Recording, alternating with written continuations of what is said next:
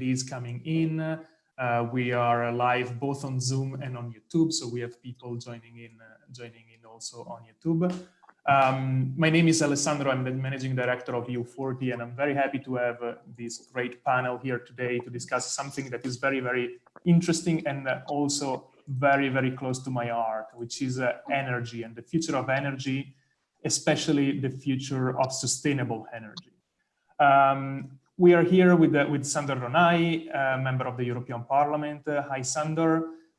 We are here with Kitty Nitrai from the European Commission, from the cabinet of Commissioners Simpson, with Diego Pavia from EIT InnoEnergy and the Battery Alliance, and with Konstantin Levoyanis from Hydrogen Europe. Hi, Konstantin, how are you? Super. So let me first start by framing a bit how what we're going to discuss today, and then I would like to give the floor, of course, to the panelists. So recently, we have seen in the past years, but especially in 2019 and in 2020, the European Union pressing on the accelerator on the importance of actually going completely neutral when it comes to energy and transport. It is radically important, and we see also from the young movements that arose that the future is really something that is very close to us. As the network of young members of the European Parliament, we have supported the declaration of a climate emergency that passed inside of the European Parliament at the end of last year. So I think that every one of us know what are the problems that we face and that we see in front of us. It's a different story, though, to see problems and to find solutions. And this is why we're here, because we don't think everything is doomed, not yet at least, let's put it this way. But we believe that there is a solution that we can find together. And this is why we're here today. So I would like to give the floor to Sandor, who is a young MEP from Hungary for the S&D group. Sandor sits in the environmental committee, in the ENVI committee, so he deals with a variety of discussions, especially on this topic. So Sandor, please, in a few minutes, 2-3 minutes, give us what is your perspective on this, and then we go to the discussion afterward. Thank you very much, Alessandro. Let me welcome you, everybody. And thank you for inviting me for this very important discussion. As environmental questions are very close to my heart, so that's why it's very important for me to take part such as discussion. So thank you very much once more for inviting me. I try to be short and very brief, but it's very important, and that's why I would like to keep a quite good presentation from my side. So data shows that global warming has been accelerating, and that is worse than many scientists or the IPCC predicted. The effects of climate change are felt more and more every year. Unprecedented forest fires every summer, floods, rising temperatures, and sea levels floods, and the occurrence of new diseases. I told you sometimes, but it's a real thing that our generation may be the last who can still do something about global warming. It's our moral obligation to leave this planet a livable place for our children and grandchildren when we are long gone. It's very important for me. You know, Alessandro, I have a daughter, and we are expecting my son as well. So that's why it's very important for me as well. It's a regard for the European Union's commitment to achieve carbon neutrality by 2050 is a very welcome objective, but it also an avoid one. The COVID-19 pandemic provides us with a unique opportunity. Our economies needs to be rebuilt, and if so, this recovery should be green, with the European Green Deal at its core. The way we produce and consume our energy plays a vital role in achieving carbon neutrality by 2050. Actually, having been the shadow rapporteur of the ENVI committee opinion on the Just Transition Fund, I can say that there are too many different views as the way to manage this transition. Opinions differ from political parties to political parties, member states to member states, and to be honest, sometimes even region to region. It's true that some regions or member states face more challenges in the energy transition than others. Whether there is one technology that can bring about this change, or we should focus more on package of technologies with accompanying measures is a difficult question. I tend to favor the green solutions. However, given the differences about the energy transition, I would say that certain flexibility should be given to member states, since the realities in member states are quite divergent. In some regions, they still use coal power plants to produce electricity. In some other nuclear plants provide energy to citizens. And some member states will surely need bridging technologies. I can agree with this. Obviously, investing in technologies such as nuclear energy should be excluded. Since I support green solutions, I tend not to support investment in natural gas, either because these natural gas projects will remain with us for decades. While they are cleaner than coal and emit less carbon dioxide, they still not the ideal solutions. At the same time, I recognize that for some member states, it may be the only option at the stage. Other member states can invest in more advanced technologies.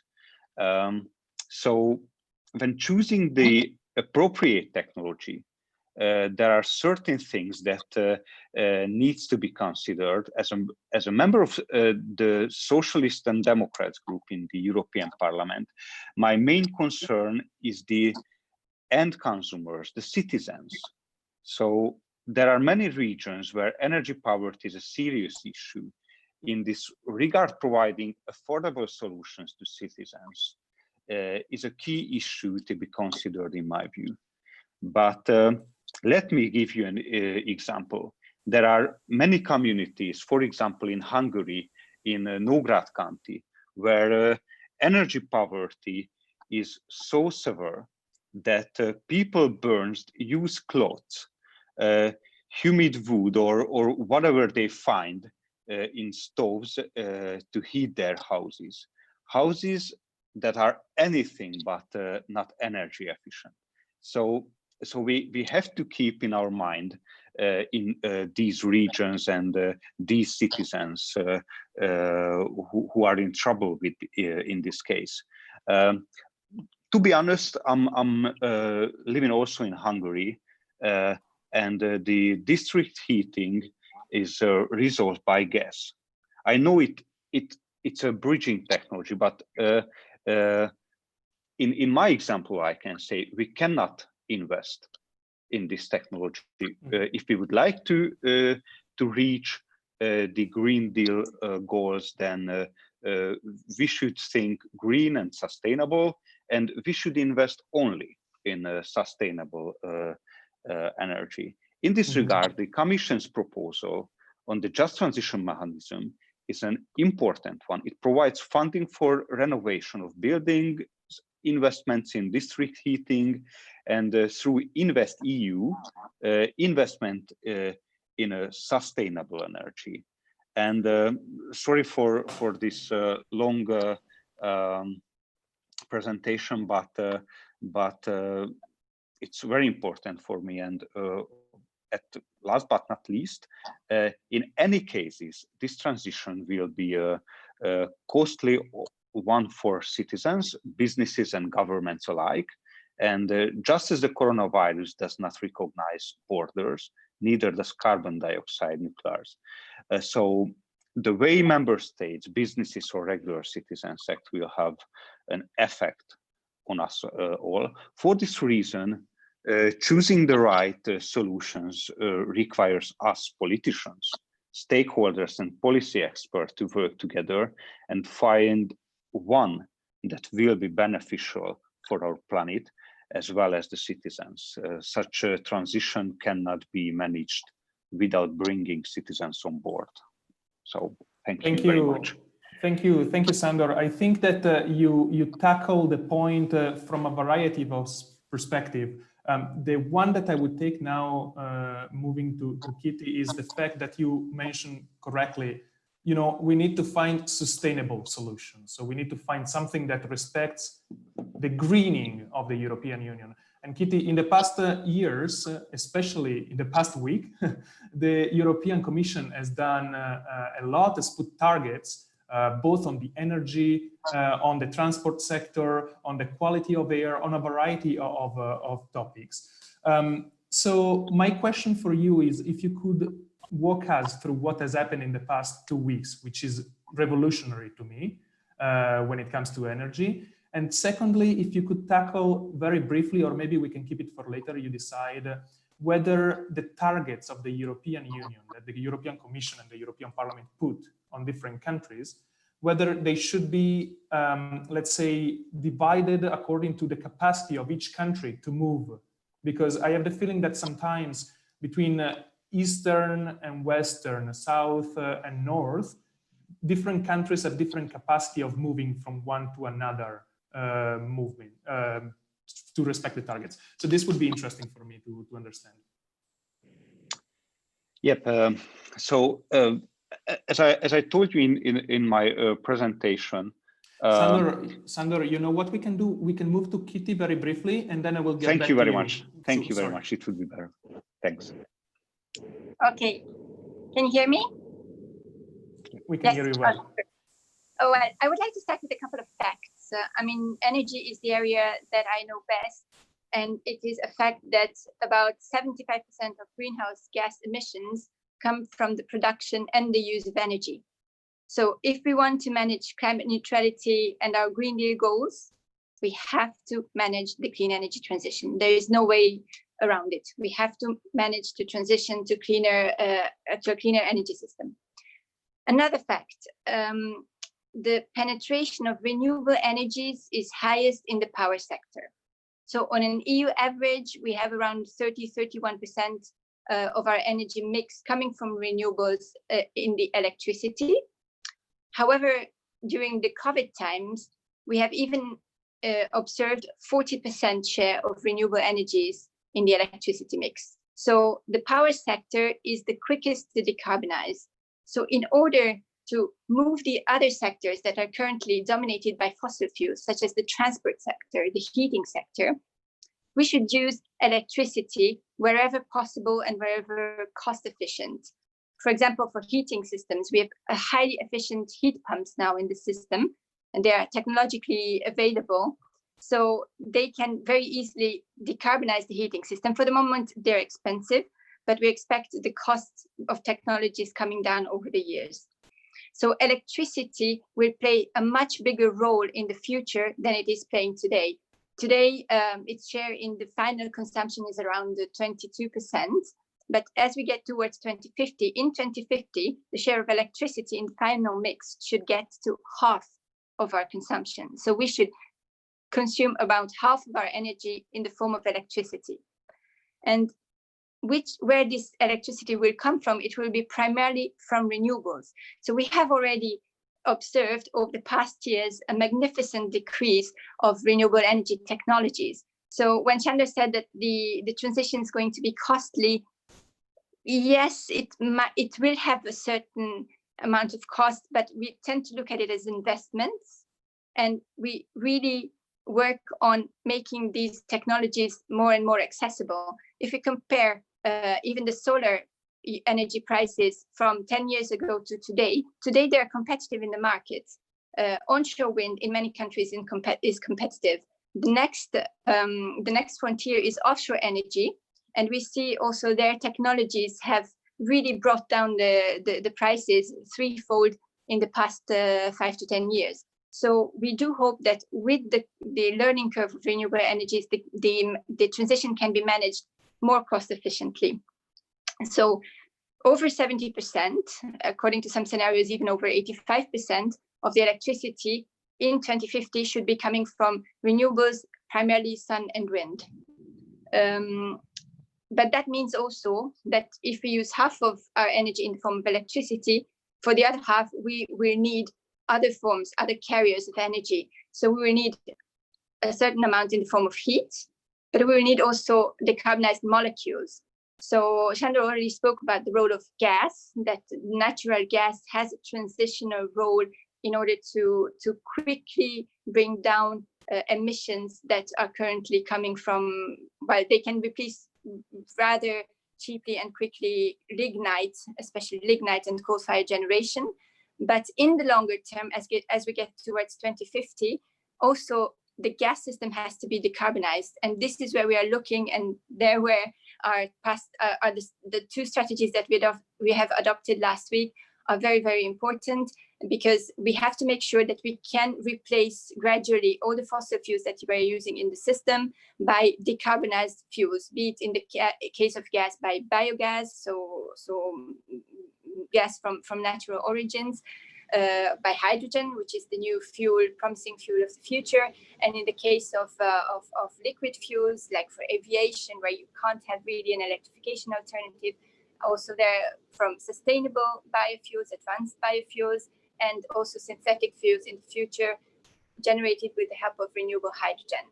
So this is the transition that we need to manage towards 2050.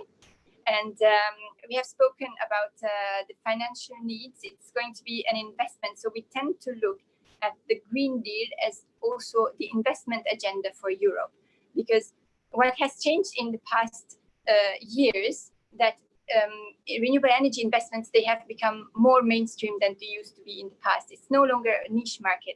So we can use, and we have to harness the clean energy transition in order to relaunch the jobs and growth that these investments can bring, and local jobs and local investments.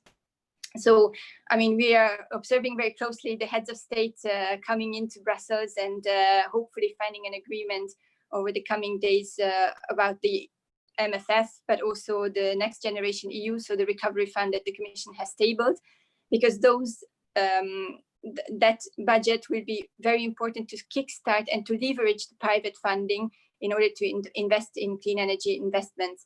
But public funding cannot do it alone. So energy has been traditionally a business where lots of it is privately funded. So we need the public money to leverage the private funding to take us towards our climate neutrality goals. So I think I will stop here, and then we can leave the rest for the questions. Mm-hmm. Thank you, Kitty. I jump on your last point to finish the tour de table. It's exactly like this. Public funding can be a good leverage, but then we need the private sector to really make an effort in this sense. And with this, I would like to go to Konstantin, who's the head of policy at Hydrogen Europe. Kitty, you mentioned what you guys have done, have achieved in DG Ener this week. Now, let's hear from Konstantin. How much can the public sector work together with the private sector, and how do you see the evolution of hydrogen in Europe? These disruptive technologies, the way I would see it, together with the batteries. I would like to understand from you, how can hydrogen really help the decarbonization, but especially of the energy part, which, as Kitty mentioned, is accounting for a lot of our gas emissions. Thanks very much, Alessandro. First of all, I know a lot of you, everyone was expecting our SecGen, Yorgo Hadjimarkakis, to be here. So on his behalf, sorry to disappoint. Big shoes for me to fill. I'll do my very best to represent the association. So Hydrogen Europe, just quickly, we are a Brussels-based association that represents the hydrogen value chain, so the entire hydrogen value chain, from production to transportation of hydrogen and companies that produce, end use for hydrogen. We also represent 22 national associations of hydrogen from across Europe and 75 research organizations as well. I want to touch on three things globally. The first is the impact of the pandemic on the economy and on energy markets, from the steep decline in demand to the reductions in greenhouse gas emissions that we've seen, and even the negative oil prices. The pandemic itself has, I would say, reinforced the urgency for a new growth strategy for Europe. And I would go as far as saying that it's made the Green Deal even more relevant than it already was, even more important. And the next comment might seem a bit cynical, but the only winners in all of this are renewables. We know that renewable electricity, however, on its own, it won't be able to achieve climate neutrality. And as such, hydrogen-based fuels are set to play a systemic role in the transition to a renewable-based economy, providing a mechanism to flexibly transport energy across sectors, time and place. The relationship between renewables and hydrogen, I would say, is interdependent. Already today, we start to see new business models evolving. For example, we see offshore wind farms, projects of offshore wind farms that would be directly connected to electrolyzers offshore to produce renewable hydrogen. That's something perhaps that we will see in the offshore renewable strategy that is going to be coming in October, November, later this year. So that was just the first element in terms of the impact of the transition and how hydrogen and renewables are working together to deliver climate neutrality in 2050. The second point I'd like to focus on is industrial policy. So while climate policy has largely been the umbrella driving the European agenda, I would say the last 5-10 years, definitely, the pandemic has taken the industrial policy element and really brought it up the agenda as well, I would say. And Europe is at the forefront of hydrogen technology. So we need to maintain that leadership that European companies have in hydrogen. And through our industrial entrepreneurship, we can export hydrogen technologies to our partners, to our trading partners, to help them achieve their sustainability goals, but also through hydrogen, make our own trading relationships more sustainable as well. We know that we are very much reliant on natural gas imports today in Europe. We need to use our industrial leadership in hydrogen technologies as part of our climate diplomacy as well. I say that because the Paris objectives, or the Paris Climate Agreement, is a global agreement, and we all need to tackle that together as a planet. And the last point is on the European Clean Hydrogen Alliance. We've seen a lot of member states, a lot of governments developing strategies, national strategies for hydrogen. The Netherlands, very prominent right now. Germany, more recently, presenting a strategy with 7 billion to be invested in Germany and 2 billion to be invested in external partnerships. Portugal as well has recently put out a hydrogen strategy. They're talking about investments in terms of 5 billion, I think. And France is set to unveil a strategy in September. There's a lot of love for hydrogen in the member states now. But it's not just a government thing. We see that industry is committed. Just before the Clean Hydrogen Alliance was launched on the 8th of July, together with the two strategies, more than 100 CEOs signed a letter sent to the Commission expressing their support for the alliance and their readiness to invest and put their hands deep into their pockets and make the investments that we need. So again, the alliance is an important place to make this vision a reality. The next 4 years in particular are super important in the absence of, let's say, clear legislation related to hydrogen. We need industry, civil society, governments, local authorities, all stakeholders to come around the table and contribute to this effort that will take place as part of the Hydrogen Alliance. And lastly, my very last point, the strategy is now on the table. We have a vision for a hydrogen market. I think Europe is in a unique position in that we can develop, or Europe can develop, a blueprint for hydrogen regulation. We need to ensure that this blueprint is taken up around the world. It's what academics refer to as the Brussels effect. That will create a level playing field for hydrogen across the world. We need to ensure that hydrogen currency, or the currency in which hydrogen is traded in euros, because we're going to be the ones that are going to kickstart the hydrogen economy. And our vision in the end is hydrogen as a global commodity that can be traded across Europe, across the world, no borders. So the strategy is on the table now. We're delighted that we have a hydrogen strategy from the EU. It wasn't envisaged in the beginning, I know. So we welcome very much the strategy now is on the table, and now we're ready to work. Thank you very much, Konstantin, for what you've mentioned. I see huge potential there.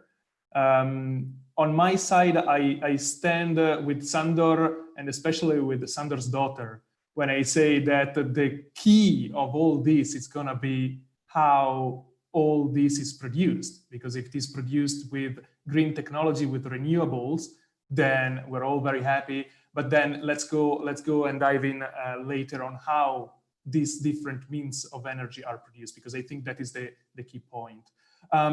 Last but not least, I would like to give the floor to Diego Pavia, who's the CEO of EIT InnoEnergy, and he is also driving the European Battery Alliance, which was another initiative which was launched by the European Commission a few years back. Commissioner Šefčovič, if I'm not mistaken, was very much a fan of that. So Diego, on your side, when we talk about the future of energy, we've heard hydrogen, which is one very promising way of doing things. I would like to know on your side, we've talked a lot in the past 10 years about batteries and how batteries can really help the transition. What do you see the good side of batteries, and what are the challenges on your side for this to take really the lead on that? Yeah, thank you, Alessandro. Good afternoon to everybody. So on batteries, focusing already there. You said that we have been talking 10 years about batteries. Well, batteries, as far as Europe is concerned, we only started to talk around 2017, where the Commission asked themselves whether Europe has missed the train and lost the train that was captured by the Asians in being the designers and manufacturers of batteries for the whole world.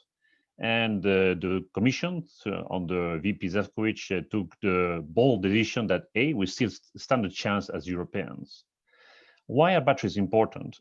It's like hydrogen, we need storage to make the energy transition happen. And the storage can be in many forms and factors. And be it hydrogen, be it water, be it batteries, and each one of them is needed for making the transition to the 2050 near zero emission. But batteries has got a couple of nice sweet spots. Number one is that many applications of batteries, your mobile phone, your computer, your to-be electrical vehicle, the voltage control and physical control in the grids, the home storage to get paired with PV for making you autarkic vis-a-vis the grid. So the beauty of batteries, you can have many applications. So the lessons learned and the cost curve is decreasing tremendously. So where you have to pay around $2,000 for 1 kilowatt hour back in 2014, now you pay hardly 110.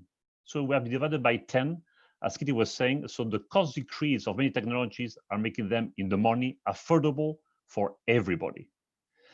The second big impact is out of the three main KPIs of the Green Deal, one of them is CO2 reduction, transportation, and I see the combustion engine car versus the mainstream EV, they will be the same capex, so the same money that you and me have to pay to buy one next year. And we know that the cost of running an EV is much smaller and lower than to run a combustion engine car. So really next year, we as consumers, we as citizens will have the choice of two technologies in the same capex or investment price or cost to have a choice, and we want a choice. And then the running will be much lower. And just a fact, as a Spanish, I'm working 2 months a year to pay the import of oil and gas for running the Spanish economy. The day that we'll substitute all the combustion engine cars by EVs, then almost 45 days of wealth will remain in Europe. Instead of paying to Middle East or to Russia, whatever, that wealth, that is growth, that is wealth for Europeans, will remain in Europe. Sometimes something that we don't cover enough, but that's massive. So we don't need to grow just by substituting the imports by on generation renewables and running our cars with the batteries is 45 days of wealth that remains in Europe in each one of our countries. That's massive. In terms of the investments, because you covered also with other speakers, since we launched the EBA, the European Battery Alliance, in 2017, there have been 175 billion euros invested and committed by European players, 175. And the ambition with the EBA is by 2025, this is only 4 years on the road, 5 years on the road, the new business around batteries for the whole value chain is going to be 250 billion euros and 3 to 4 million new jobs. Because what we need is not the technology only, it's industrial technology that will drive jobs. 250 billions is the size of Denmark. So batteries can put a new Denmark every year since from 2025 onwards. Mm-hmm. I will not stop there for the questions afterwards. Again, it's a green future. Thank you, Diego, for this. I saw Kitty would like to reply on your point, and I attached already a question for Kitty and then for Sandor. So we've heard from Konstantin and Diego, two of the solutions can be hydrogen and batteries.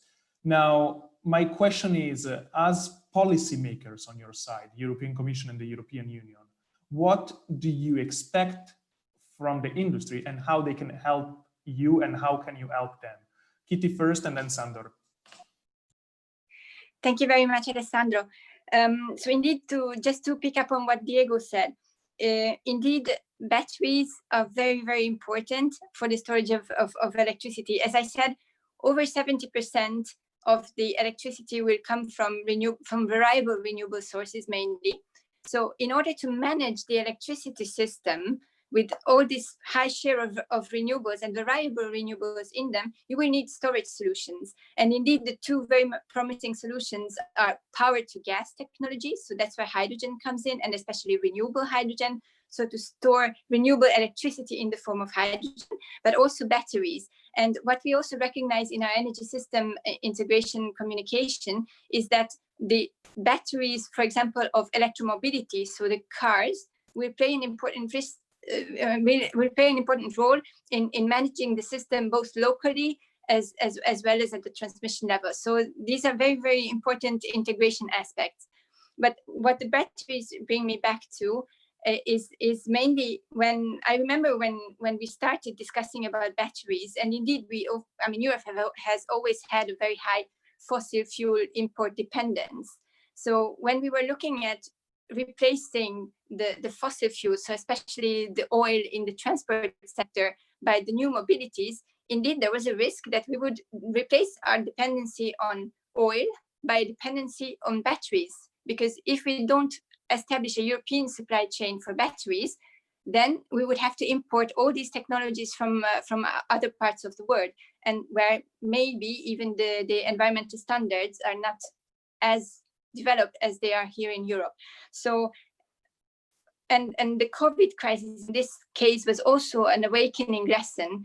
We have seen that some strategic supply chains, they have to be reinforced in Europe. We have seen, and especially we have followed the energy sector, and luckily there has been no issues of supply chain, but some operators have realized that they need to have more European basis components, the distribution systems. You need to keep the strategic supply chains within Europe in order not to be put at risk in situations such as the COVID was. And to come back to your questions, what we expect from industry, indeed, what I have to say that the energy industry has recognized this to a large extent. So the energy industry has not been taken by real surprise. And we see also the traditional fossil fuel industries now moving into the new direction. So we see a lot of oil and gas producers engaging now, not only in fossil-based hydrogen, and we can come back to the different pathways to produce hydrogen, but also in the renewable hydrogen, which is our main policy objective. Renewable hydrogen, so the one that you produce with renewable electricity from water, is the one that has the highest added value, both for our system as for our environment and also for our economy, because as Konstantin rightly said, we are leaders in electrolyzers technology. And as indeed the director of the Fuel Cell and Hydrogen Joint Undertaking has told us, we have a 2-3 years edge. So we have to use this advantage we have now and really engage with industry to do the scaling up, bring down the costs in order to make renewable hydrogen competitive in the markets, and to make this energy transition affordable for our citizens and businesses. Thank you, Kitty. Sandor, off you go. And also, how does this play a role in the Just Transitional Fund, of whom you were shadow rapporteur as well? Thank you very much, Alessandro. It's not too easy to pick up the line after you, but I try my best. I would like to start picking up what Diego said about new jobs and new possibilities. It's in connection with my shadow rapporteurship in Just Transition Fund. So that's why it would be very, very important to support not just technologies, but the whole mechanism where we would like to support industrial players and governments and so mechanisms where we can teach the citizens how to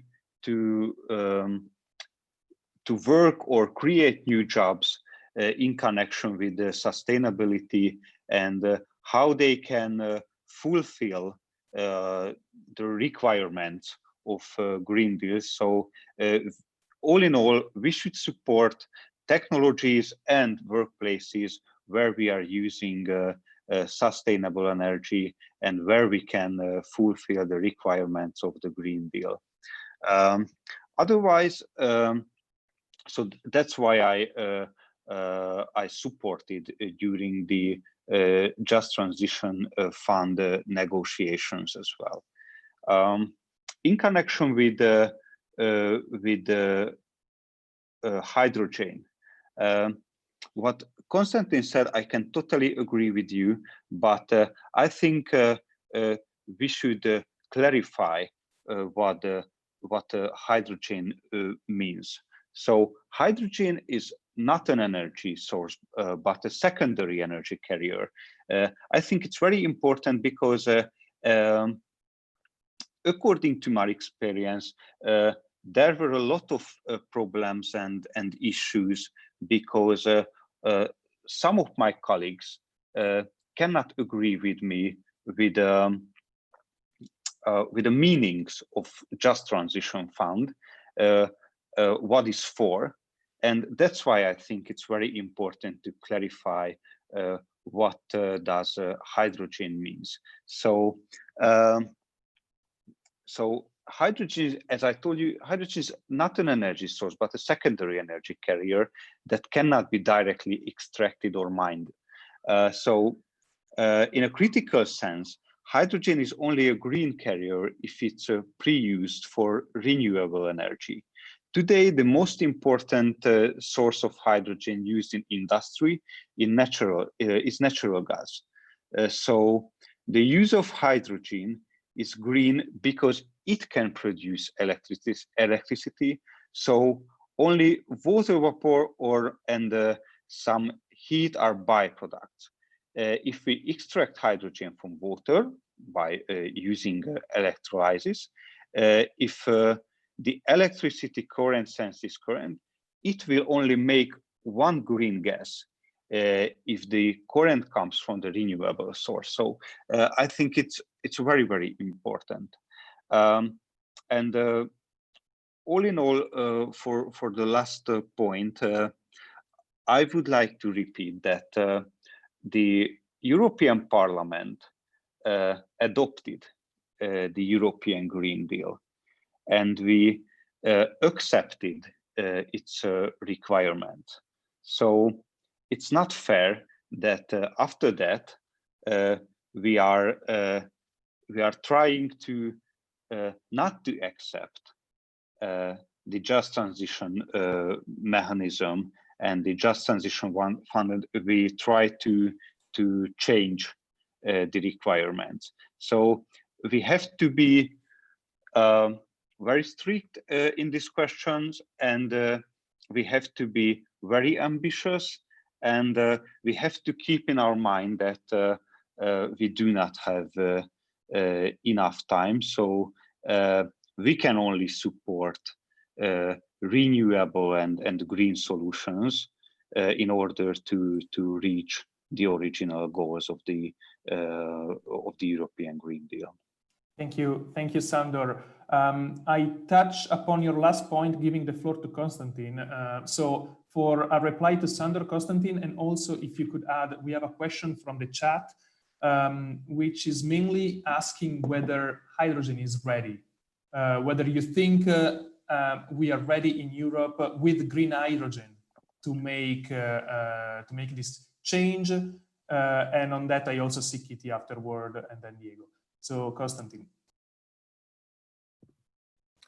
Yeah, thanks. So picking up on the points that were raised by Sandor, I think pretty much what you were getting at, Sandor, is the issue of definition. So where does the hydrogen come from? So yeah, you're right. Hydrogen is not an energy source, it's an energy carrier. It's important to understand, to know where is the source? What is the source? Is it renewable hydrogen produced via electrolysis? I suspect that the hardest work the Commission had to do in developing their strategy was probably on the definitions. So we need clear guarantees of origin. We need a system of guarantees of origin for hydrogen, so that we consumers can have certificates that clearly show the origin of where the hydrogen is coming from. That's going to be an important topic of the pan-European debate in the years to come. On this topic, I don't want to get into too much technical details, but we've seen and heard a lot of talk about pan-European wide guarantees of origin for hydrogen. First and foremost, we don't have a market for hydrogen, a pan-European market for hydrogen today. That's the objective. That's what we want to get to by 2030 already. At the moment, you have national issuing bodies that are issuing guarantees of origin certificates. So each country is taking their own approach to developing these regimes. So that can lead to fragmentation. And I think our proposal is that until we have a market for hydrogen in Europe, it could be useful that the Commission proposes some guidelines, some recommendations to the member states, so that there is some alignment between the different standards, the different rules that the national issuing bodies are developing in their member states, to avoid the fragmentation, so that when we get to that situation where we have more volumes of hydrogen, it will be easier to transition to a pan-European system, let's say, EU-wide guarantees of origin. So that's the way to tackle the issue in terms of definitions and knowing what the source is. Your other question was related to, is this real? I mean, as I said, the hydrogen strategy, it's a vision. Today, the main use of hydrogen, you mainly find it as a byproduct in the chemical sector. It's then used as a fertilizer. For example, one of the common uses today, as ammonia, for example. So the vision outlined by the Commission is to develop 40 gigawatts of renewable hydrogen by 2030. There are some clear figures there in terms of the investment needs for renewable hydrogen, from 180 billion to 470 billion, if I remember correctly. our own figures and the math that we've done at Hydrogen Europe, we see investment need of 430 billion on the road to 2030. A third of that will be public funding, and the rest is private investment, to take it back to the point that was talked about earlier in terms of leveraging the private investment with the public funding. So only a third of that 430 billion is public funds. And actually, more than 2/3 of that 430 billion is needed for increased renewable capacity if we're going to reach that 40 gigawatt electrolyzer figure in 2030. So there's a lot less in terms of financial investment needs on the side of the electrolyzers. We need to scale those up, and there are programs available at the EU level, whether you talk about there's a Green Deal call now asking for projects to develop 100 megawatt electrolyzers, and we see other projects now being proposed around Europe that are getting to the gigawatt scale. And that's what we need to get to. And again, I stress the importance of the alliance, the European Clean Hydrogen Alliance, in being a place to get the project promoters and all relevant stakeholders involved in order to develop a concrete pipeline of projects for the years to come so that we can ramp up quickly. Kitty mentioned, I think earlier, I can't remember who it was, we have 2-3 years lapse in terms of how far behind the Chinese, the Japanese, the South Koreans, the Americans, and the Canadians are behind us. So again, I stress the importance of the alliance in this respect. So I know that there is still a lot of work to do to bring the costs down.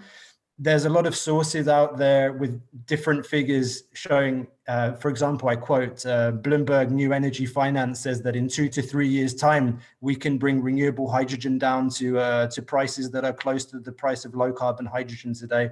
So that's low carbon hydrogen, meaning hydrogen produced via natural gas steam methane reforming with CCS. So there are different statistics out there. I think the Commission has a clear roadmap. We're ready to implement that. Thank you, Konstantin. I give the floor to Kitty before going to Diego and then to Sandor.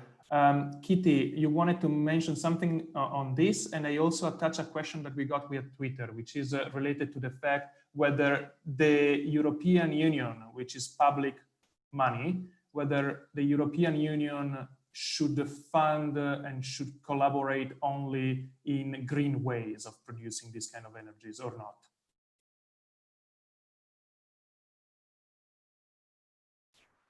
Okay, thank you very much. And indeed, this it's always funny for me to see. I mean, there's so much attention on hydrogen, but when we look at the figures in 2050, half of the consumption will be electric, and around 13-14% will be hydrogen. So I do understand all the interest in hydrogen, but I always like to remind a bit of the overall picture to see where we are going. And one of the principles that we have put into the energy system integration strategy is the principle of energy efficiency. So we really would like to look into what's the most efficient energy carrier for each application. So indeed, I would like to just bring back again electrification and batteries into the play with the hydrogen, in order not to think that now the future will be just hydrogen. Hydrogen will be a very important part of the future, but there will be a lot of emphasis on energy efficiency and on electrification. With that in mind, I come back to hydrogen. And indeed, today in the EU plus UK, we consume about 9.8 million tons of hydrogen.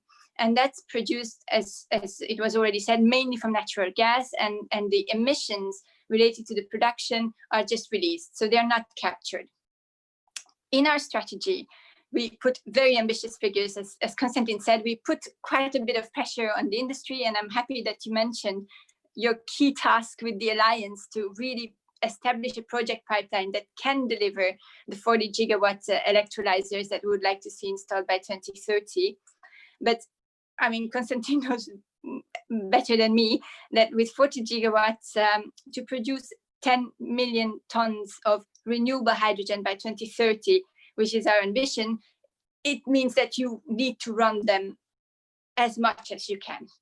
So there you see the difficulty. Today, we produce nearly and consume nearly 10 million tons of dirty hydrogen. And by 2030, we should get about the same amount of renewable hydrogen, which means that if we want to really decarbonize current hydrogen production and at the same time scale up renewable hydrogen production and get it into new sectors like mobility, but especially the industry. There are very promising solutions in the steel industry to replace high temperature processes to use hydrogen instead of coal. So if we want to do that, we need a mix of solutions. So while indeed our priority is absolutely renewable hydrogen that has the highest added value, but if in the meantime we really want to quickly reduce the emissions from the current hydrogen production, then we will have to also look at technologies like carbon capture and use. So the CO2 that's captured that can be then reused to create synthetic fuels. Absolutely. Yeah. So I think what we try to do with this strategy is to really put the emphasis on renewable hydrogen. This is our main policy goal, and this is where we would like to see the greatest development, and where we expect that indeed, while our figures are a bit less optimistic than Konstantin's, but we also expect renewable hydrogen to be cost competitive by 2030 compared to its low carbon and fossil alternatives. Thank you, Kitty. We would like to really create a market that can thrive and that can be functioning even without public subsidies. Thank you, Kitty. Apologies, I know you would all like to go deeper, but I am very mindful of the time. We always try to keep all those conversations quite short so that people keep being engaged. Diego, I go to you before giving the floor to Sandor for a closing. Kitty mentioned it. I mean, the future is not unilateral. The future is a combination of solutions. So if it is true that by 2050, hopefully before, we have this green vision in front of us, what do you think are the steps that you still have to go for, and how can we make sure that governments and policymakers ease the path towards that vision? So a 2 minutes answer to your 2 hours question, because that requires 2 hour answer. So what we come from industry. We are a private company that we invest and support innovators to create commercial products. So what we always ask the Commission and the institutions is an enabling framework. We do not ask for money. Money has to come from the market, not from the public institutions or taxpayers' money. It can de-risk a bit in the early days of when you uptake in the market a new technology, but has to be minimal. Cannot be more than 5% of the whole market volume. And take an example in batteries. Batteries, the 175 billion that I just mentioned half an hour ago over the last 3 years mobilized by industry, the public support in the famous IPCIs is barely 3 billion out of the 175. And that should be the proportion. It cannot be a third. It has to be, almost minimal, just to give a signal that the institution is behind. And second is enabling firm in terms of regulation. So it's a regulation. We're not asking for an optimal. We're asking for a certain regulation. The regulation doesn't change overnight, and when it's transposed in the member states, each member state does different things. We need a non-fragmented market. We need the single market that we're all talking about. Again, good about regulation, but only one across the 27 member states. That's extremely helpful for industry, because then you know the rules of the game, and then you can invest because you know there will be a return. And final word on just piggybacking on what Kitty said about the hypes. Let's remember that what Europe needs and will be more in the future is jobs. So let's push for the value chains that will create on themselves, not piggybacking on others, millions of jobs, not hundreds of thousands of jobs, because that's what we're required to still keep Europe ahead of the other economies in the world, be it Asia, China, or India, or the States. And that should always be in the equation of where the politicians will support their bets. Thank you, Diego. We have 3 minutes left. Sandor, on your side, I'm sure you agree fully on the jobs and keeping the jobs in Europe. So what is your take on all this? And I see Konstantin afterward, you will have 60 seconds to reply. Thank you, Sandor.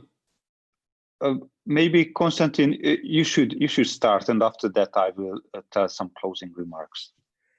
Very, very quickly, because I wanted to tie on to piggyback on something that Diego said, and there's a question as well about, or rather a comment about batteries and hydrogen fighting. So I want to refer back to something that Fatih Birol, the head of the International Energy Agency, he said in May that for the recovery plans of member states, of countries across the world, the 2 most important things are batteries and hydrogen technologies. So I fully subscribe to what's been said before. We need a mix of solutions. Batteries and hydrogen technologies aren't fighting each other. Actually, if you look at fuel cell electric vehicles, they have fuel cell and they have battery as well. So I just wanted to make that point and answer the question that was asked. Thank you, Konstantin. Sandor? Thank you. So I know that we are running out of time. So let me tell you my closing, and I hope so, my supportive remarks.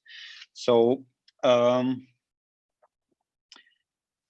think we can agree that we are facing a change, and this change should be green.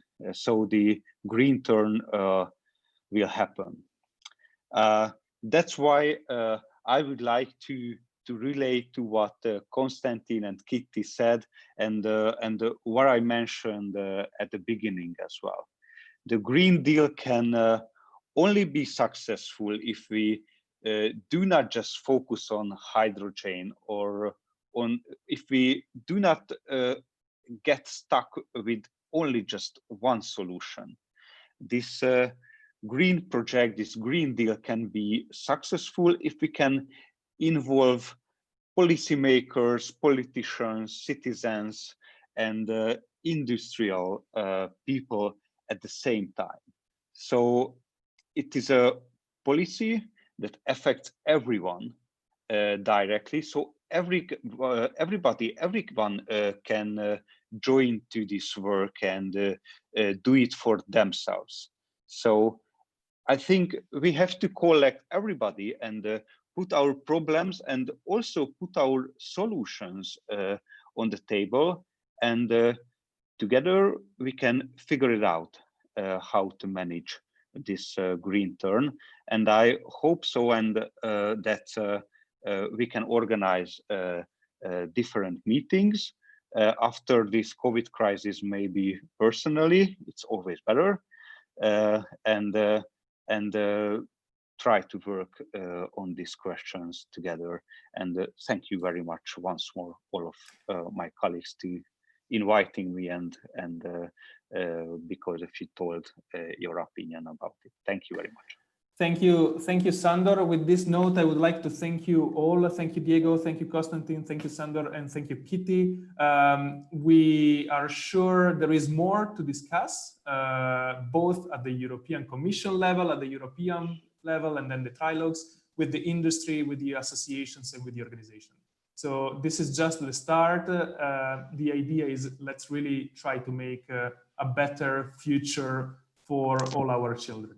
Thank you all on behalf of U40. It was a great conversation. Have a lovely day. Take care. Bye-bye. Thank you. Bye-bye.